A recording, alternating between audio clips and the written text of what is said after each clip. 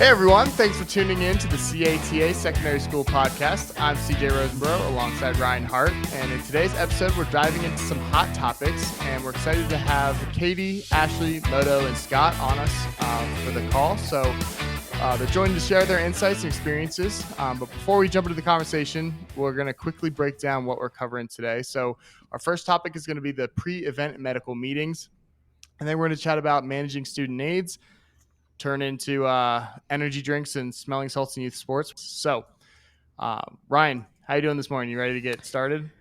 Yeah, to a degree. You know, I'm feeling a little off today with technology, but you know that's how it goes sometimes. Yep. Whenever you need it to work, it doesn't. So let's hop right into the pre-event medical meetings. So this used to be called a timeout. Back in 2012, it was an official statement from the NATA. It has since been changed in the verbiage to a pre-event medical meeting in the 2024 EAP position statement. I'm not a fan of the change. I'm not going to lie. I liked medical timeout. I think pre-event medical meeting. I can't even remember that. We've just going through this. I was like, we're talking about this. I'm like, I can't remember that phrase. You guys have probably already listened to the podcast. You know, I cannot do phrases longer than like 3 words. And then I just, what was the ice one? The rice and then Yeah. Move. I can't do it. Move, which means move. No, but each one had move means it was move. peace Yes. and love. That was it. Oh my god, drives me nuts. What do you guys think? Do you think the change in verbiage was good? Is it beneficial, or is it just semantics? Semantics. Yes. Semantics. 100%. I agree. Semantics. it I don't like matters. it either, CJ. I'm glad I'm not alone. I still call it a medical timeout when I refer to it to everybody else. I'm pretty sure that physicians are still calling it a timeout before Yeah. they do surgery, so I think we can call it a timeout too. Yeah, do they call it a pre-surgery medical meeting? Like, I don't see a, and then also just it kind of like X's out all the stakeholders who aren't part of the medical team that we want part of these timeouts. So I'm not a huge fan. Okay, so the recommendation is that we do this before every single event. That's from NATA. I will be completely honest. I only do it before football. Every other sport, I kind of have individual conversations with each person. What do you guys do? Do you think it's better to have it as a group thing for every single sport, or do you kind of just do it for football and then do what I do and just chat with everyone else for different events? Personally, I just do it for football. For other events that I've covered, I just speak to each individual coach. I think it's meeting dependent or sport dependent, right? Like cross country, we had one because we had the first race of the season and we had a safety issue. So, but then other events, like I'm not doing it at soccer 3 times a week. I'm not doing it at basketball 3 times a week. You host one cross country event a year, so that seems like a smart idea. Football, yeah, you've got a lot of different players involved every week.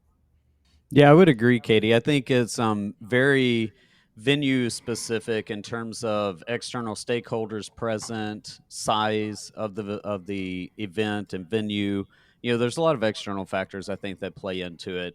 I do think because of the nature of football being a high contact sport and maybe other high contact sports that parallel football, we should consider doing pre-event medical meetings or the medical timeouts. But I 100% agree with both you and Scott. Yeah, I'm in the same boat. And it's not definitely going to look like the same pre-football meeting, but just making sure everyone involved and all the stakeholders know what's going on is what's important. I think one thing I wanted to add was who should be involved in the meeting. Obviously, the opponent team and our coaching staff should be on the same page to start, but officials. And is there anyone else on the list that you can think of? The stadium managers, if there's a stadium. Yeah, I would say your school resource officers, like Ashley mentioned, your stadium managers, EMS if they happen to be present, visiting medical. A lot of times there may be external visiting team medical that needs to be included. I think the hard part is everybody arrives at different times. Like if you have EMS, they're going to arrive right before the game. If you have a provider, they might arrive 5 minutes after the game starts. ATs are going to arrive like an hour before. Refs 30 minutes. So it's hard to get everyone that you want there at the same time for these meetings. I feel like that was my biggest hurdle. Right. I think I have two things. Sorry, as usual. Moto, how many times have you shown up and done your medical meeting without an opposing team AT? So who do you talk to? Does the head coach come? He just Do talks you to get- himself. Right. Well, that's what I was thinking. Do you get like who do you get from the other team? Is there a coach that comes to it? Because our coaches don't come to it. Mm-mm. At when I was at NAC, CJ, you can probably answer this. She asked us if our coaches were going to come to the meeting, and I was like, our coaches have never come to the meeting, so no, they're not going to be here. Our AD will be here to represent, I guess. But so just Yeah, we try to make a push to have them, but it's kind of if they're available. I always made sure I had a coach because I'm like, you need to hear this information. So we had like a point person coach, but yeah, not realistic. Mm-hmm. And then my second one, has that meeting ever gotten heated? Like, has anybody? I mean, we Yes. had a little touchy moment last week where someone, we talk about removal and equipment removal, and someone was like, "No, we'll remove it all," and I was like, "Our stadium, our rules. I don't." That's so true, Katie. I mean, I had the same issue in Atlanta over the lightning policy that the GHSA had. And it got heated to where one of the referees walked away from the meeting. Jeez. So what was how did that go, Katie? Where you just like deal with it? No, she kind of again said, "Yeah, no, we'll do whatever your guys' protocols are." But I was like, it's interesting to show up and be like, "Oh no, we do it this way," and I was like, are we still removing helmet and shoulder pads on the field? I thought that was an individual decision and based specifically on injury. It was just a moment where I was like, that was aggressive, and then it tamed down. Okay, good. Well, hey, you avoided potential conflict from this meeting that might have happened on the field, so that's good. Yeah, I think that's a good point, and I've had the same issue, and I've always done the if I had enough trained personnel with me, we remove. But if I don't, and the other medical staff does not want to participate in helping me, then I won't. Yeah. I do want to circle back to something mentioned earlier about how do you get all these external stakeholders showing up, if everybody's showing up at different times. And I think this comes into just advanced communication.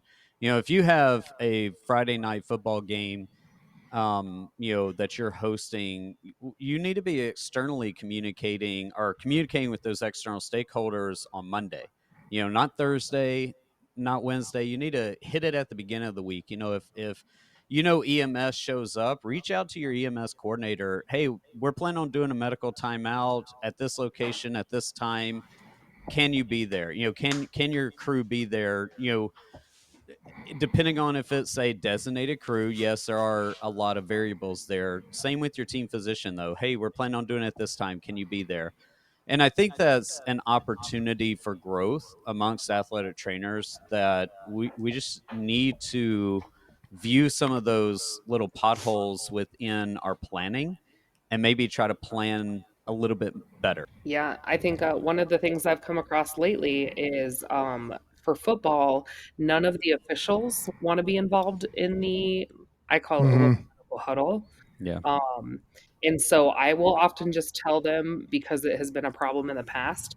I'm like, hey, that's fine. But if an emergency happens, I need you to keep all of your officials away from us. And they are Yes. not to speak to the emergency personnel either. Because I've had a few officials try to butt in and be like, oh, I saw this. It's totally this. And they have no idea what they're talking about. But then the paramedics get so confused. And Mm. so I just tell the white hat and I'm like, hey, that's fine. You guys don't have to come, but I need you to keep all your officials away from us when something does happen. That's a really good point. When you guys have these meetings, is it quick or is it more detailed? Mine were always like, if I went over 2 minutes, I was doing something wrong. It was basically just, I was talking to like one person at a time. Refs, hey, you do this. Admin, hey, here's what you're in charge of. And then the AT one would probably be like a minute of like, here's the AP, here's where we go, here are the protocols, yada, yada. But what were your guys, do you guys keep it quick or do you go a little bit more in depth? I think it greatly depends on if you're new to that stadium. Like if you're going to a visiting stadium, you have no idea what's going on. You're going to have a lot more questions versus like CJ, if you and I played each other, you and I both know what's going on at our home stadiums. So that's going to be a fast, almost non-existent one because we practice kind of thing. Hey, good. Yep, good. See ya. That's a really good point, Ashley. You know, I think at the bare minimum, you should have a standardized template that is less than 5 minutes. And then from there, tailor it, like Ashley mentioned, to, you know, the venue. If the venue is larger, if there's, you know, external factors that need to be considered, you know, broaden that template. But at the bare minimum, there should be a very short, very concise, you know, bare minimum template of standardized things that you would cover at any event during a medical timeout, and then broaden it from there in terms of time frame. Yeah, so hit hand signals, hit AED, hit EMS access, hit lightning if it's relevant. Yeah. Usually I just look up the sky. I'm like, hey, doesn't look like lightning, but I'll let you know if it's in the area. But yeah, have like that list and have a rundown, and we have laminated sheets that we can kind of use as a rundown. I do not go through all of it, but I use it as kind of just okay, do I need to go over this? Okay, here's stadium manager. All right, blah blah blah. So it just makes it a little bit easier and faster. That's a good idea to have an outline. Yeah. Would you guys be willing to go through your list? So for some of our, newer athletic trainers to our profession, Yeah. what do you guys include in that list? Like go through a brief little outline. You know, basically, my template covers these few things. Whether EMS is going to be on site, whether our team physician is going to be on site or not. If so, who those personnel are and where. We cover hand signals. We also cover equipment removal. We talk about AD, airway kit, that sort of thing, you know, your medical equipment, if you will. If it is during cold tub usage season, we'll talk about where the cold tub is, you know, some basics that are needed to know around that. And then we talk about our lightning protocol. That I think is bare minimums of what you should be covering. And then things on top of that, you know, are kind of perks, I think. I'm interested to see, CJ, what you and Ashley and y'all have. Yeah, so we have, sorry if I'm repeating anything. I was looking up stuff while you're talking. We have a lot of the same stuff, but we go over stadium manager, what their name is, where they usually are, how we'll access them. We go over who will initiate the EMS call, because we've had I've had outside parties initiate that before. I'm like, why? What? Someone from the stands. they bruised their knee. Why is EMS on the way? So we go over who's going to initiate it and how that looks for our stadiums. We have our stadium managers do it. Who's going to clear the gates, make sure EMS can access where we need to. So we go over the roles and responsibilities for each person. So stadium manager has a role. I have a role. Visiting AT has a role. Coaches have a role. Refs have a role. And it's basically just keep people away from us. And then I go over I always like to touch base with the other AT and say like, hey, if one of your kiddos, I always start with mine to kind of like make it easier. I'm like, hey, if one of my kiddos goes down on your sideline, feel free to like go out, start calming them down. I'll make my way over. And then they usually respond with, oh yeah, you too. So that kind of clears up that like kind of potentially awkward moment. And then we go over with who communicates with parents and guardians, crowd control, and then lightning if we need it, spine board like equipment removal, and heat illness if we need that. So that's pretty much the whole rundown. It's super quick. Yeah. Anything to add, Ash? No, that's great. I just wanted to make sure we went through a good list. And you both did amazing. I love it. Hey, thanks. All right, so that was actually perfect for timing. That was 15 minutes. So we're gonna move on to our next section. But before we do, we have a very special shout out. So, Katie, did she hop off? I think she did. Unbelievable. Yeah. Okay. Either that or she lost. Well, to Katie, special listener, we are so sorry that Katie let you down on this episode. Sorry. We'll do it after section 2 when Katie hops back on. Okay. So moving into section 2, we're going to go over ammonia inhalants and energy drinks in youth sports. So a little bit of background on this. The FDA has received reports of adverse events after using these type of products. So it's been shortness of breath, seizures, migraines, vomiting, diarrhea, and fainting from consumers. This led to an FDA report that addressed these adverse events, and the NFL then went and banned supplying ammonia inhalants. This was a bit of an awkward conversation because they first said, we're banning smelling salts, got a lot of pushback, and then it sounds like they clarified and said, no, we're banning teams from supplying these ammonia inhalants, but the players can pull them. And one of the cited reasons was that it can mask concussion symptoms. So that was the reason NFL did not want that provided. So I'm going to open it up to the group. What are your thoughts on ammonia inhalants, especially in youth sports? I am ready. CJ, can I just say this topic caught me completely off guard because I thought smelling salts, ammonia inhalants, anything under that umbrella went away in the 90s.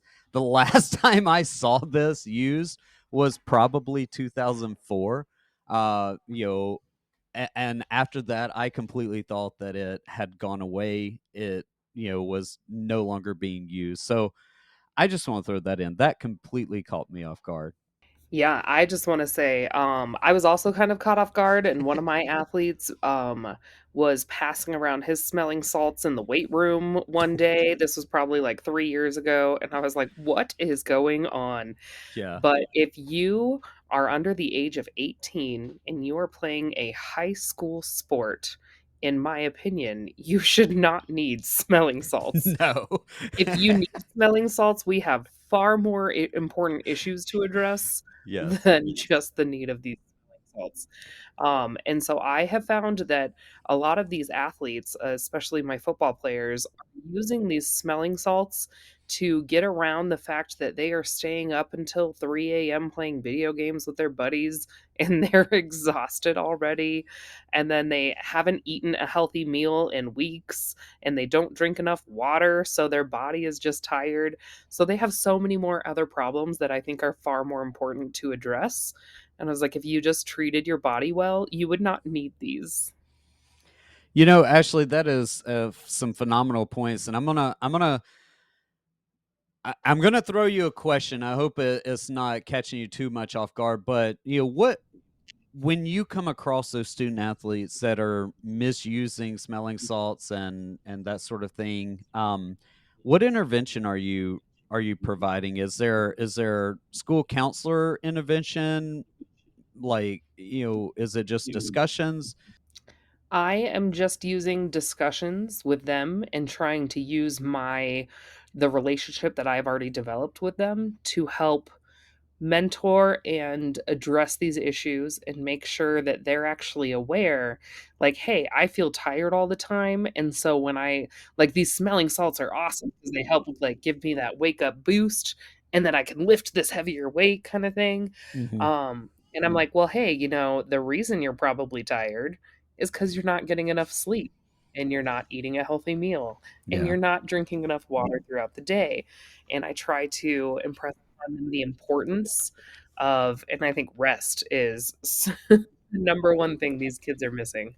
And we all get caught doom scrolling at night, and you look up and the next thing you know it's 3 a.m. So I get it, but Mhm. I try to educate them on that, and I'm like, hey, and if you need me to help troubleshoot ways for you to stop that behavior, then I'm here for you, and we'll troubleshoot it.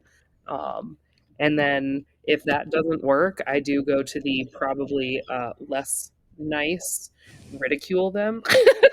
Like, if you need that, then you're weak. Like, do you want to look? Now, I expected that from Katie. Now, So it's interesting that you say that. 100%. Ashley, That's my go-to. It's interesting you say that, Ashley, because I was doing some research prepping for this topic because I didn't know a whole ton about it. And the research shows that ammonia inhalants only have an effect on maximal output, and it's only for a few seconds. And it's minimal, the effect. So I think it's more of like a placebo, and I think this Yeah. should work. But yeah, it's interesting because the research doesn't really back that up. So I think it's all a lot more mental. Yeah, I would agree with you on that, CJ. I think perception for these kids is reality, and they don't understand the negative side effects. Just like the vaping concept. They see the minimalizing advertisements. As these days are doing a lot better on TV and streaming platforms about the negative side effects of vaping, but when it first hit, 2016, 2018. I think they were, oh, this, I can still, get these benefits, and there's no risk to my health, or there's no, and I think they just need to be better educated. And I think that's what Ashley was really getting at, was having those tough conversations with them and educating them on the effects of, finding out why they're using it. I think is huge, because they may be using it for one reason. They think they're using it for this reason, and then when they understand the real research of it, that has no effect, like you just said, CJ. Mm-hmm. Any other thoughts on ammonia inhalants? I think one other thing I want to throw is what's the main risk that I saw in research is the improper use. So it should be like 7 to 10 centimeters away from the nose or whatever. And when you see those kids sticking it up there like it's a COVID test, it's a nose plug. Yeah, that's where like the damage from the ammonia can come in. So, yeah, I think a lot of it's improper use, but I think to me the biggest danger is the hiding concussion symptoms, because how do we know if you just haven't eaten or slept, like Ashley was saying, or if you got hit in practice yesterday and now you're like not thinking clearly, you're in a fog and you need the smelling salt to get you out of it. It just makes it hard to differentiate, and it hides those symptoms. Yeah, I think Moto has something to say on this topic. Thanks for looking up, CJ. Can you send that research to us as well? I sure can. I would love to cite it on here, but I cannot remember what it was. So I will. I have it written down. We'll add it in the notes. Yeah, another thing I wanted to add was who. So like, let's say concussion management team. It's not gonna be like that to take care of this issue, but who can be part of the team to, educate them? It's not gonna be just one reason that they're taking it. But if we are talking about, um, including school nurse or including who are the staff members that we can have to as a resource to tackle this, you think? Yeah, Moto, I think that's what I was getting at with Ashley. Like, do you include your school counselor? Do you include your school nurse? Because we're only seeing these student athletes, after school for the most part. What about during school? At what point does it become a conversation with the student athlete's parents if you intervene, have multiple discussions, and it's still not being a resolved, issue? Yeah, I think that's a really good point. I don't think I've ever needed to take it to the parent level or even the school nurse level. For the most part, I feel like my just, simple intervention, and these kids know that they can come to me with things and I'm not gonna, rat them out or get them in trouble with the school. Um, so for me, I think that has worked. However, there was one other speed bump we hit, that it was one of my coaches who was promoting it. And so I had to have some coach discussion, Yeah. and AD involvement discussion to include the safety for underage athletes versus if you're an adult and you want to do that, that's fine. But these are Yeah, I mean that's a really good point, Ashley. And I will circle back, and I'm going to use the example that I was talking about earlier with vaping, because I specifically had that happen where I caught one of my student athletes back in Atlanta vaping in the locker room, and it was one of those where I knew the student athlete very well, and I also knew that his image and how he wanted to be viewed by external individuals really weighed heavily on him. So me catching him vaping in the locker room was almost enough to make him cry, right? But I also wanted to maintain that trust that I had developed between the student athlete. I confiscated his vaping device, and we had a discussion about it, and I didn't report him, and I never saw him vape again. I never heard word that it had happened again. I kept his device. He never got it back.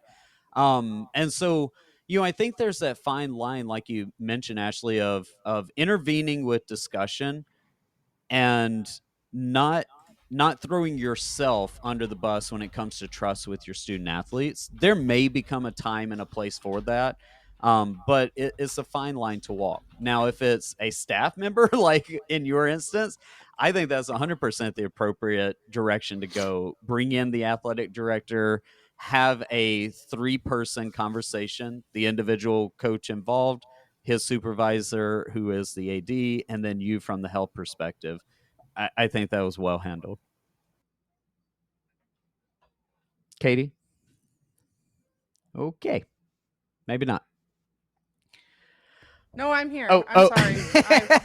Gosh darn it. Nana, my mic was muted. You guys are a mess.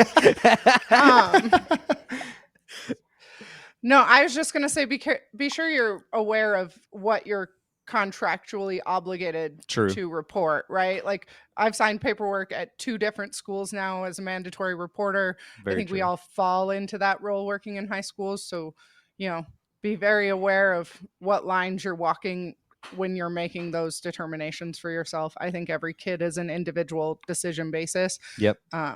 But just be aware that you may have to get other people involved when you find things out. So, and ammonia salts are a hard one. And if you're not aware of what you're required to report, chat with your employer and your school, and they can help you clarify that, because sometimes it is a little bit like, do I have to report this? Do I not? I'm a mandatory Yeah. reporter, but also I'm maybe not. I talked to my SRO one year about that, and he was like, so are you any of these things? I'm like, no. He's like, then you're not a mandatory reporter. I'm like, but I think I am. Yeah. No, one of the schools I was at actually had me sign paperwork. So it wasn't like in my role with the company I work for, no. But for the school district I was at, that was part of the paperwork that I signed. So it is for sure independent of your role, your workplace, your school, but just be aware of, Yes. what you signed. Very That's true good. point, Katie. Good to know. Absolutely. All right, let's move into energy drinks and youth sports. I'm going to open it up to the group. CJ, do you want to kick us off maybe with some of the research that is prompting this topic here in Hot Topics? Yes, I would love to. So this is coming from the NFHS back in 2024. They So found last that year. back in 2024, way back in 2024, they found that complications from energy drinks doubled between 2007 and 2011, with 10% of affected individuals requiring hospitalization, which is a lot. More recent studies showed that 40% of these individuals experienced adverse reactions after consuming energy drinks. And that ranged anything from like insomnia to jitterness, so very low adverse reactions, to more severe symptoms like palpitations, nausea, and even seizures. So it can get pretty serious pretty quickly. Caffeine is a big part of these energy drinks, and that comes with an aspect that makes people feel anxious, even when the effects of sugar wear off. And it also can lead to that sugar crash, because these energy drinks are a lot of times very heavy in sugar. So then the individual can feel tired and low, which can lead to poor performance on the play. But those feelings of anxiety stick around even after the sugar wears off. And I think it's also important to consider if you have athletes that are struggling with mental health, that caffeine is going to cause them to go back onto a roller coaster of, oh, I feel great when I'm on it. Oh, I'm at an even lower low. So it can kind of trigger that to feel more exacerbated. And then the biggest thing for me is when it is hot and you are drinking caffeine, caffeine increases your metabolic rate. If we're increasing our metabolic rate, we are increasing our body heat. If it's summer and it's hot, you are now at an increased risk for exertional heat illness and then an exertional heat stroke. So that's kind of my biggest one. Whenever I see kids drinking them in the summer when it's about to be hot, I'm like, whoa, let's maybe hold off and make some better decisions, because that one to me is a big risk factor. That's a super good point. And actually, I never really considered an athlete's like previous anxiety conditions and mental health to play into why I try to keep these kids from drinking energy drinks. But recently, I do have a student who has been struggling with mental health issues and anxiety. And they walked in a couple weeks ago, and I noticed they were drinking an energy drink. And I was like, hey, that's not a great idea. Let's try this instead. Here's some water, and here's a liquid IV, and let's just work on your rest. And so, and I even talked to her and I was like, hey, this is like, I know you've already been having an issue with your anxiety. This is not helping. This is chemically making you worse. And they're like, oh, really? And so then now, like, this was actually, I think this was yesterday, this athlete walked in and they were like, you were so right. I stopped drinking these energy drinks and I feel so much better. Oh, that's awesome. That's so like, So good win. to hear. Yeah, I think you make some really great points there, Ashley. You know, it really comes down to almost like the ammonia inhalants. You know, just having that educational discussion with your student athletes. Katie, what would you like to contribute to this? Yeah, I wish you guys could see me over here prepping my soapbox while Ashley was talking. I'm just gonna put that right out here. You had to go pick your computer up off the floor. Correct. I did. There was a whole antics that just occurred. You guys, this comes down to physiology. Like, this is it's insane to me. Your body can only process so much at one time. If your body is busy connecting all your chemicals to the caffeine chemicals, you're not able to use your energy appropriately. So you're not actually giving yourself more energy. You are causing your body to cramp. You're causing your body to shut down. Your muscular cells at the cellular level are combining and doing things that you can't control. And you're on this chemical that causes little bonds to form, and then your muscles can't function properly. If you want to talk to me about why so many kids cramp at the end of the game because they don't have any energy stores left, they're depleting themselves by using all of this dehydrating energy at the beginning of the game. I don't even have to cite my sources, because this is common knowledge. You can open a physiology book and find out what the chemical bonds are that you're destroying in your energy cycle. I hate it. I get so angry about it. Drink some water, drink some electrolytes. You will survive longer, but you can't out-train the energy drink. Okay, I'll put my soapbox away. So I'm sorry. Katie's on the fence, Moto. Well, no, hold on, CJ. I think Katie found her next career path as a teacher of energy drink physiology. I'll just get my Krebs cycle out and just, here it is. God. Here's where you're messing it up. Oh, now I'm we all done. have PTSD and anxiety just from hearing that word. I love it. Physiology at its basics, folks. Study the Krebs cycle. Moto, what do you have to contribute? Well, we also need to consider why, like the smelling salt and also energy drinks, why they're taking it. And we can only assume why they're taking it. I see more energy drinkers just throughout the day. And, the ammonia salt during athletic activity. Well, hopefully not, but that's the occasion. And are they trying to pick up the energy? Well, it's energy drink, so they are probably. But like Ashley said, in ammonia salt part, they're trying to hide something.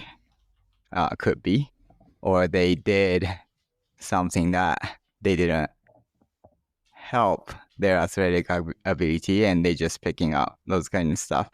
That could be another point that we need to look into and try to understand.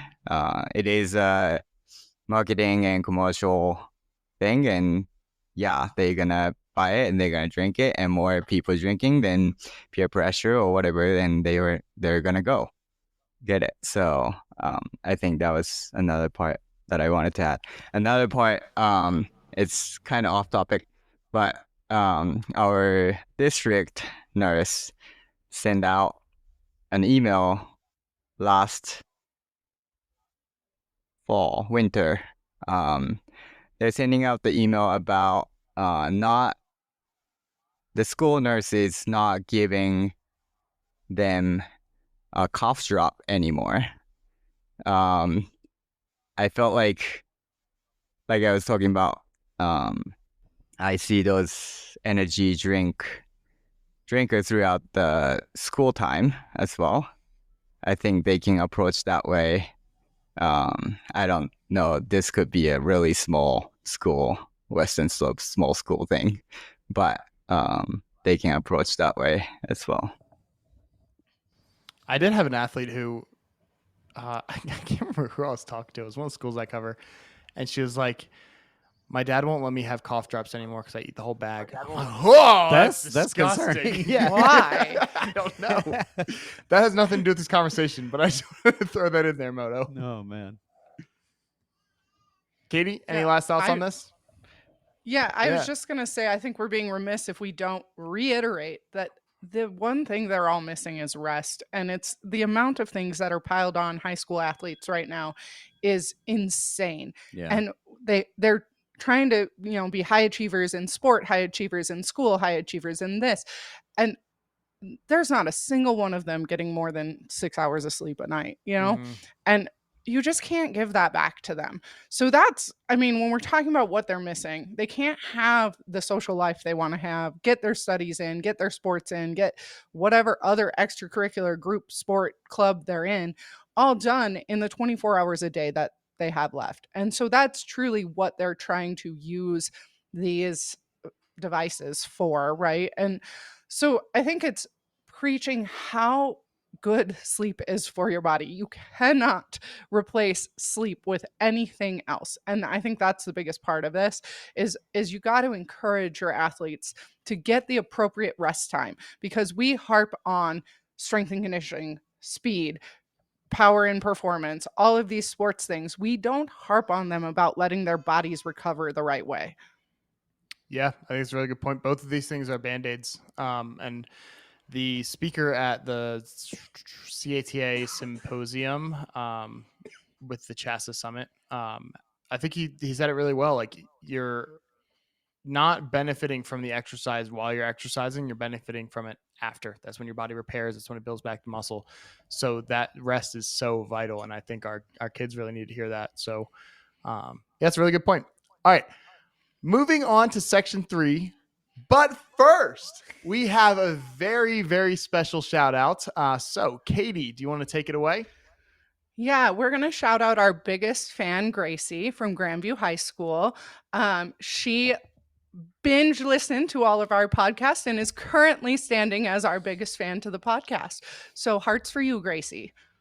And I think she had a request for Ryan to what Yeah, word? Ryan, you got to throw out a because for her. Because Thank you so much, Gracie. We really appreciate it. Hope you're enjoying it. And if you have any recommendations for episodes that you want to hear, please let Katie know. We will hop right on that. So, moving on to section 3, managing student aids, which is an accidentally awesome segue because she is a student aid, I believe, right, Katie? Correct. Look at that. God, it's like we meant to Planned do that. it. Yeah, we totally meant to do it before section 2, but Katie dropped out of the call. So this worked out well. Okay, so we're going to start off with the NATA official statement. This is pertaining to high school students. We're not discussing collegiate AT students because they're different in how they're allowed to do things. So mainly looking at how are these student aids best utilized without taking advantage of them. And this was something where I I almost like it made a lot more work for me, even though it's supposed to be the opposite, because I wanted to make sure they got the most education they could possibly get while experiencing the most things they could get. But also while taking things off my plate. And that's a hard balance because I never wanted to have them just be like, hey, can you do the laundry? Can you fold this? Can you clean off the tables? Like, yes, they can. And I always tell them, like, if I'm super busy, I might ask you to do these things, but you're here to learn. So I'm not going to take advantage of that. But it's a hard balance to navigate. So want to open it up to the room and see what your guys' thoughts are on managing student aids. How do you use them? How have you found some tips and tricks to best utilize them while taking advantage of their time, but not taking advantage of the fact they're there and not learning? Yeah. I mean, you said it right, CJ. I think, we as athletic trainers have to understand we bring on a student aid. The purpose is for them, in my opinion, to learn and explore a potential career opportunity. I view it as them having an opportunity to see a potential career path within medicine that they can choose, whether if they really hone in on the athletic trainer doing rehab or they really hone in on the athletic trainer covering events.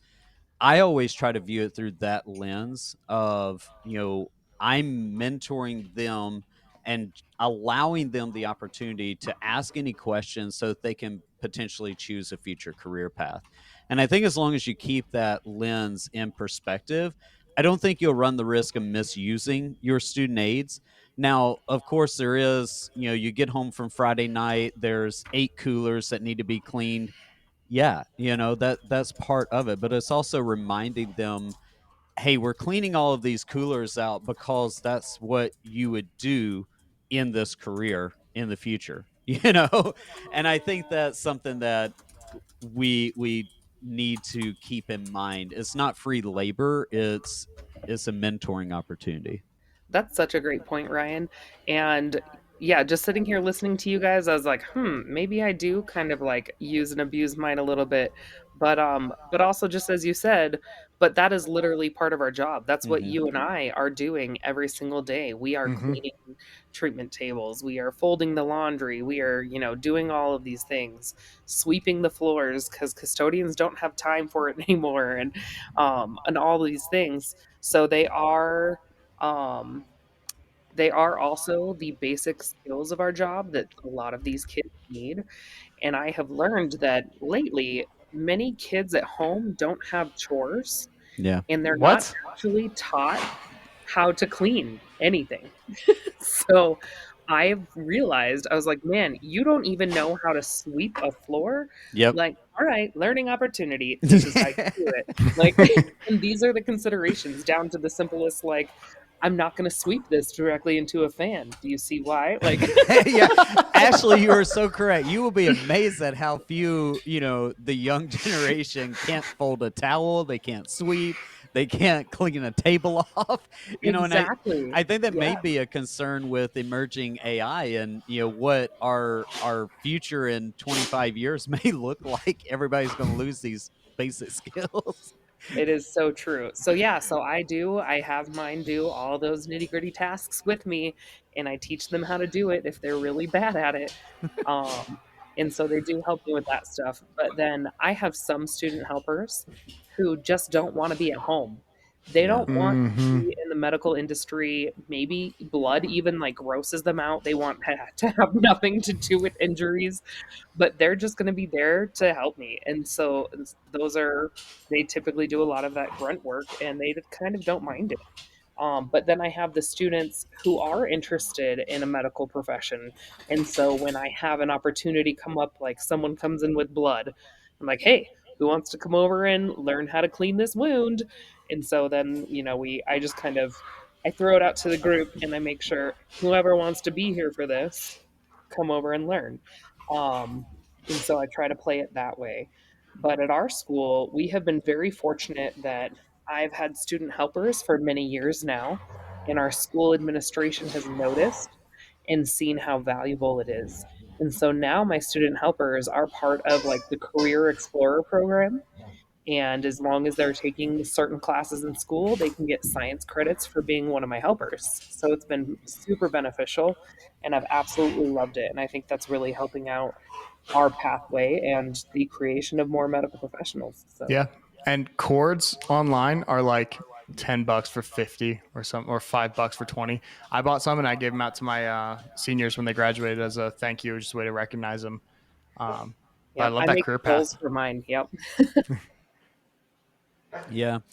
I want to open it up. Or actually, Katie, did you have something you wanted to add to this Yeah, before I opened it?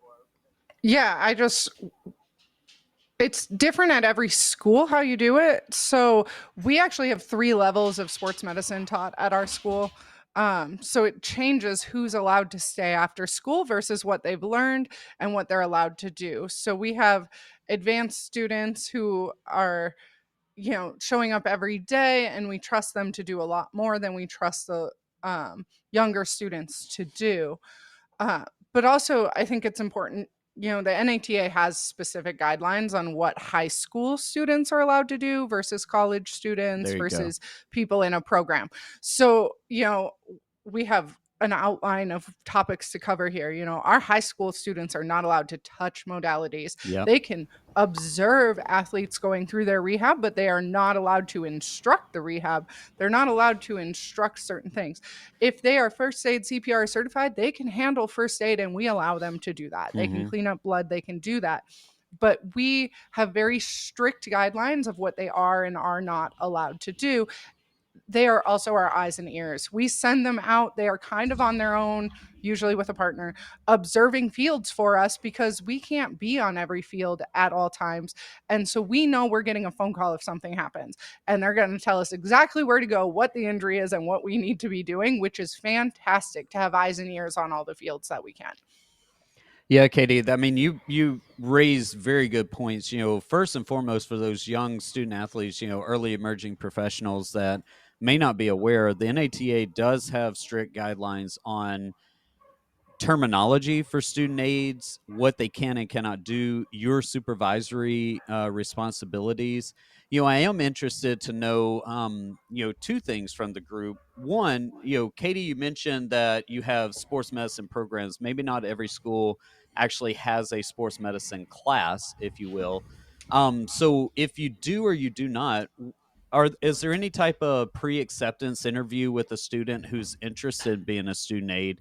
And if so, what type of things may someone who's never had student aides but they're interested in bringing on student aides? What are some questions maybe that they should be thinking of and considering asking? Why does this person want to be a student aide, and what should I be looking out for?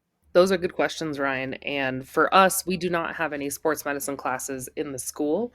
So these kids are just coming to me. Some of them have taken we call it human body systems, which is like, anatomy type stuff. Or they're currently taking it and I help quiz them on those things. But so these kids, when they come to me, I give them a little brief interview. I'm like, this is what we do. This is what is required of you. This is the dress code. This is the behavioral expectations. This is a privilege, not a right. So if at any point you keep stepping out of line and you're not doing what I'm asking you to do, then you are no longer allowed to be in here. And so I make it very clear that at any point I can just kick them out and they can't help anymore. So we go over if any behavioral things come up, then I address them. And as long as the kids, fall in line and they're good, then all is well. I have had a few where it was actually coaches that said, "Hey, we don't want them on the sidelines anymore." And I was like, "Deal, done." And so I've had Yep. to remove those students from the program. Um, so yeah, it definitely does happen, but I am very open with them and I have good, clear communication discussions with them. And I make it very clear that their time here is on me. And if I don't want them around anymore, they don't get to be around anymore. Yeah, I think one of the things, you mentioned something, Ashley. I think one of the things that I ran into back in Atlanta when I was first bringing on student aides, I really didn't know what to look out for. I noticed I started getting female student aides to cover football because they wanted to watch the athletes and be around the athletes. And it taught me I had to start weeding that out. And, so it really sharpened my interviewing skills. I also wanted to know, is this person committed to covering just practices? Are they willing to travel for games? Are they planning on being at any of the games? If so, are they planning on being at the game to watch the game or to help me? I think really honing in on some of those specific questions for anybody looking to bring on student aides is really going to give you a leg up on reducing your stress and anxiety and managing student aid. Yeah, Ryan, I have 2 separate experiences on that because of the 2 different schools I've been at. So the first one where I was not as involved in the sports medicine class, I actually had an application and interview process because I ran into that same all-girl football managing system that becomes a problem really quick, and I have a soapbox about that too, but we won't go there today. But I had an application, and sometimes they would come in and be like, hey, I want to do this, and I'd be like, okay, here's the application. Never saw them again because it also had a reference on it. Just one. They're high schoolers. They don't have job experience, right? But they had to have a teacher or coach recommendation that came with it. And I only ever had one where they walked it into my office and they're like, I don't want to put my name on this, but other times, when their teachers speak really highly of them and they have such good recommendation, you're like, okay, let's see. And then, it lists why they want to do this, what their experience with it is. Have they been babysitters? Have they been in first aid? Have they, all of those things. And so just putting it on paper gives you that little bit of, oh, this is more than just me showing up after school for the boys. This is what I'm getting into. It's not just going to be football. It's going to be all sports. This is what it is. My current position, they have class. It's a PE class, so anyone can be in the class. Showing up after school, getting the privilege of being on the sideline with us requires putting in time to do that. So they do have to clear their schedule, come in after school multiple times a week, make the effort to show up for that. So it's very different. And the third kind of experience on top of that is the district has a higher level healthcare provider for the special, what is it? The science guys, I can't remember the technical schools that all the high schools are now adding to their districts. So that school, that school has, a pathway. And so some of the other schools in our district have students that are in that pathway that are then doing their internship hours in the athletic training rooms at their home high schools. So 3 different type of areas of getting student aids. Awesome. Well, I think that will just about do it for this section. And that will be all for today's episode of the CHSAA Secondary School Podcast. Thank you again to everyone on the committee for joining us and sharing your perspectives. If you guys enjoyed the conversation, don't forget to like, subscribe, share the podcast to some friends, colleagues. We want to get to as many people as we possibly can to make sure we help as many people as we possibly can. We'd also love your feedback to help us keep making the show better and more relevant for you. So please send in some feedback if you have any, as well as any topics that you'd like us to discuss. New episodes are released every other Friday, so be sure to check back for the next one. And until next time, thanks for listening and take care.